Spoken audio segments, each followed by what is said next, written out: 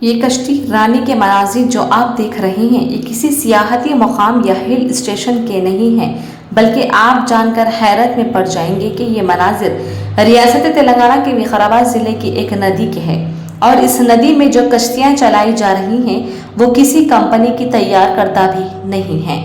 ज़रूरत और मजबूरी की हालत में प्लास्टिक के ड्रम्स को काट कर ये कश्तियाँ बनाई गई हैं। उसकी तफसीलात ये है कि गुज़श्ता दिनों एक हफ्ते तक रियासत में होने वाली शदीद बारिश के बाइस हल्के असेंबली टांडोर में मौजूद यालाल मंडल के शिवासागर प्रोजेक्ट में भी पानी भर गया है। ये पानी का कारवैनी नदी से होकर मौजे नाग समंदर से गुजरता है। नदी की उस जानिब मौजूद खेतों में मौजे के किसान काश्त करते हैं। नाग समंदर मौजे के किसान के लिए लाजमी हो गया है कि वो इस नदी के सैलाबी पानी के बहाव में से गुजर कर ही अपने खेतों तक जाएं और दिन भर वहां काम के बाद शाम को वापस अपने घरों को आए। इन हालात को देखते हुए चंद किसानों ने प्लास्टिक के ड्रम्स को काटकर इन्हें कश्तियों की शक्ल दे दी है। अब किसान रोजाना इन्हीं ड्रम से बनाई गई कश्तियों में सवार होकर नदी को पार करके अपने खेतों तक पहुंचते हैं। उसी को देखकर मौजा के चंद अफराद ने भी अब ऐसी ही कश्तियां बना ली हैं जिनमें बैठकर वो नदी पार करते हैं। चूंकि इन कश्तियों का साइज छोटा है तो इनमें 3 अफराद ही बैठ सकते हैं।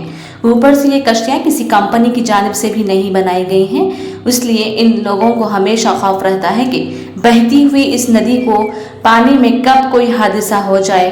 किसानों और मौजे के अवाम का कहना है कि इस मसले के मुस्तकिल हल के लिए ज़रूरी है कि काकरावेनी नदी पर एक पुल बनाया जाए। वज़ीर आला रेवंत रेड्डी, जिनका ताल्लुक चूंकि विकाराबाद ज़िले के असेंबली हल्के कोडंगल से है, जिसका फासला उसी नदी से बमुश्किल 10 किलोमीटर होगा, और रुकन असेंबली टांडूर मनोहर रेड्डी से इन किसानों का मुतालबा है कि वो इस जानिब तवज्जो दें।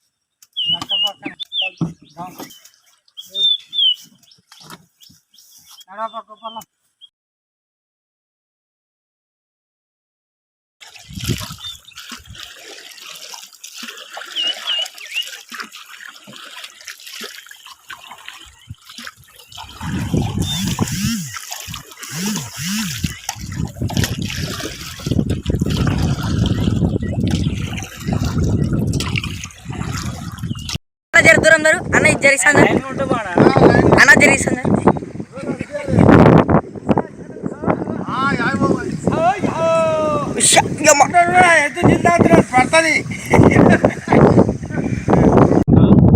ఇక్కడ మా విలేజ్లో ల్యాండ్ అన్ని సేకరించి గవర్నమెంట్ శివసాగర్ కంప్లీట్ చేసింది. ఇక్కడ కంప్లీట్ చేసినప్పటి నుంచి మాకు ఇదే ఇబ్బంది ఉన్నది. మాకు లేబర్ షార్టేజ్ ఉన్నది. మాకు వాగవతల ఒక 200 ఎకరాల దాకా ల్యాండ్లు ఉన్నాయి. మాకు చాలా ఇబ్బంది ఉన్నది. మా పశువులకు పోనీకి రానికి పాలు తీసుకురానికి కూడా ఇబ్బంది ఉన్నది. ఒక 4-5 గంటలకు లేచి ఈ వాగులో ఈ పడవల మీద పోలే. ఇప్పుడు ఏమైతే తెలియదు. ఒక నీళ్ళు వాటర్ ఎక్కువ వచ్చినప్పుడు మళ్ళీ ఒక 15 కిలోమీటర్లు దూరం పోయి రావాలి. అట్లా బ్రిడ్జ్ల మీదకి వెళ్ళి దీని గురించి గవర్నమెంట్ ఏమన్నా ఒక బ్రిడ్జ్ లాగా మాకు వంతెనలాగా కట్టిస్తే బాగుంటుందని కోరుకుంటున్నాం.